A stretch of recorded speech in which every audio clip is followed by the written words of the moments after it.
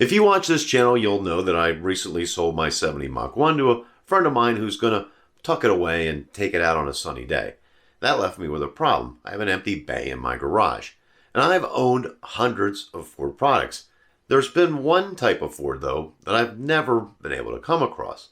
It's a survivor car, a car that has stood the test of time, has the original paint, has the original equipment in it. The interior hasn't been swapped out and renewed and done. Not that there's anything wrong with a restored car. I've owned many restored cars.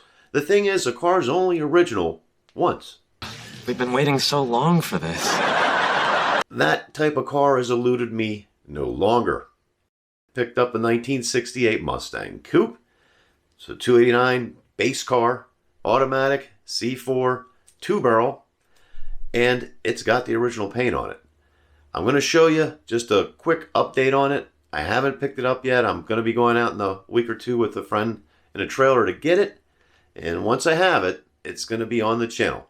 So I hope you like watching this vehicle. But let me show it to you now, and then we'll talk about what my plans are.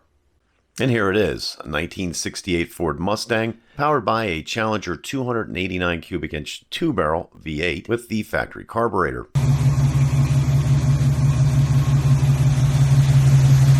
It's mated to a C4 automatic transmission, and the final drive unit is a 2.79-to-1 open rear end unit. The paint you see is the original single-stage Highland Green from the Dearborn factory, and the mileage on the odometer reads 43,780. That matches that on the title. I am to be the third owner outside the original family to claim ownership of this car, and this car has always been garage kept. Not only that, it's never left the state of Ohio. The only changes made to the car are the aftermarket Magnum 500 wheels, and the original wheels come with the car. The drum brakes have been swapped over for 4-wheel disc, and the dealer added Ford underdash air conditioning unit has been pulled and replaced with an aftermarket radio. The underdash unit comes with the car, and the air conditioning will be functional again at some point down the road. Also, a true dual exhaust was added. I like the Highland Green with gold stripes over the black interior. The interior of the car is also in a very good original condition. Now, to too many of you, this car sounds slow and a downgrade from what I had in the 70 Mach 1, and you wouldn't be wrong.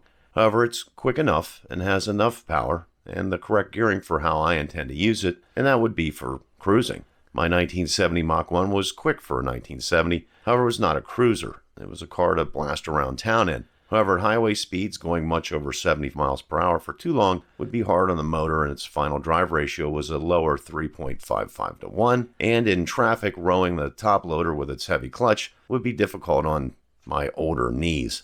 This 1968 gives me a car I'm familiar with, and one I can drive a few hundred miles at a shot and not feel like I was in a fight. What I'm saying is the right car for a person can change over time. My 70 treated me well for close to 20 years.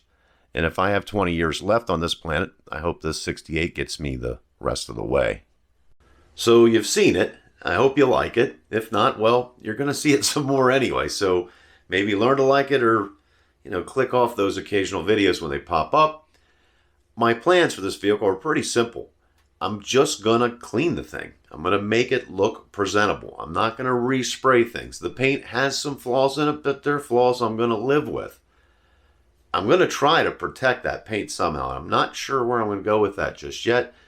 We'll dig into that once I get it here. Another thing I want to do with it is go over all the fuel lines, the rubber sections that connect the fuel lines. They're the original. They are Ford gas lines, and that's not so great from 1968. I do intend to drive it, so I want to swap those out. I'm looking at general maintenance here. I'm not going to do any kind of restoration on this vehicle. I'll take parts off and I'll clean them and I'll make them look presentable. But the stickers that are on there were there since 1968. They've lived this long. There's got to be something said for that. So I hope you enjoy it. Thanks for watching. This is just a real quick update video. If you like what you see here, certainly hit that like button so that other folks that may like it see it as well. And also consider subscribing. This car will be on the channel several times over the next few months. That's it for today. Thanks for watching. Till next time, we'll see you.